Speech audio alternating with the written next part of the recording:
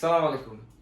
আজকের এই ভিডিওটাতে আমি 5.1 সপ্তম শ্রেণীর 5.1 অধ্যায়ের যে জটিল অঙ্কগুলো আছে স্টুডেন্টরা বারবার যেটাতে সাফার করে, আমি বারবার করায় দিলে ওরা ভুলা যায়, শুধুমাত্র ওই অঙ্কগুলাই করায় দিব।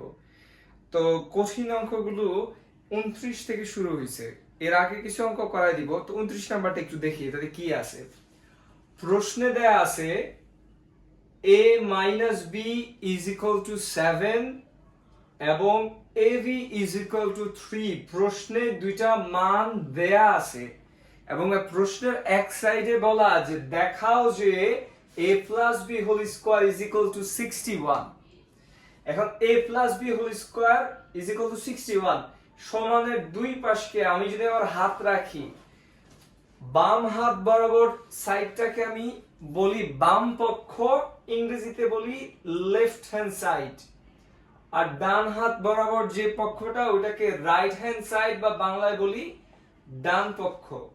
তো এরকম দেখাও যে প্রশ্নে আমার সমাধান কি হওয়া উচিত, সমাধান হওয়া উচিত এরকম, আমি লেফট হ্যান্ড সাইডে যা আছে মানে a plus b whole square এটা দিয়ে অঙ্ক শুরু করব, করতে করতে সমাধানের এক পর্যায়ে আমার ফলাফল হবে 61, মানে রাইট হ্যান্ড সাইডের অ্যানসারটা বাইর হবে। যদি এরকম আমি বাম পাশের ভ্যালুটা দিয়ে শুরু করতে করতে এক পর্যায়ে ডান পাশের ভ্যালুটাকে মিলাইতে পারি, তাইলে আমার অঙ্কটা হইছে, আর নাইলে হয় নাই। এখন এই যে আমার বাম পক্ষে a plus b whole square আছে, আমাদের ক্লাস 7 এ এই a প্লাস b হোল স্কয়ারে তোমাদের বইয়ের মধ্যে এই দুইটা সূত্র আছে, a প্লাস b হোল স্কয়ারের দুইটা সূত্র। এখন অনেকে কনফিউজড, স্যার আমি কোন সূত্র এই অঙ্কে প্রয়োগ করব বা কোন অঙ্কে কোন সূত্র প্রয়োগ করব। প্রথম যে সূত্রটা a square plus 2ab plus b square, আমি যদি এই ভ্যালুটা এখানে দেই যে a square plus 2ab plus b square, এই ভ্যালুটা দিলাম, এখানে শুধুমাত্র ab এর মানটা আমার প্রশ্নে দেওয়া আছে, বাকি তো a স্কয়ার আর b স্কয়ারের মান আমার প্রশ্নে দেওয়া নাই। তো আমি যদি এই সূত্রটা বসাই সমাধান কেমনে করব?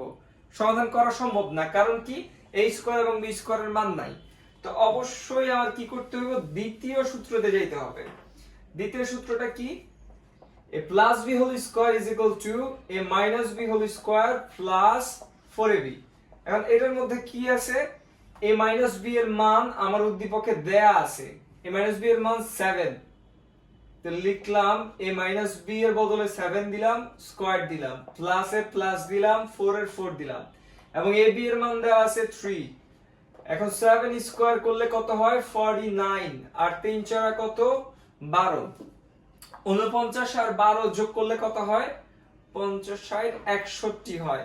তো আমি বাম পক্ষের এই ভ্যালুটা দিয়ে অঙ্ক করতে করতে এক পর্যায়ে আমার ডান পক্ষের 61 বের হইছে, তার মানে ডান পক্ষ এবং বাম পক্ষ সমান হইছে। তো লাস্টে আমি কি লিখব, লেফট হ্যান্ড সাইড সমান রাইট হ্যান্ড সাইড। যেহেতু দেখাইতে বলছে আমি বাংলায় লিখতে পারি দেখানো হলো, অথবা কেউ যদি ইংরেজিতে লিখতে চাও লিখবো showed, showed, যে কোনো একটা লিখলেই হইলো।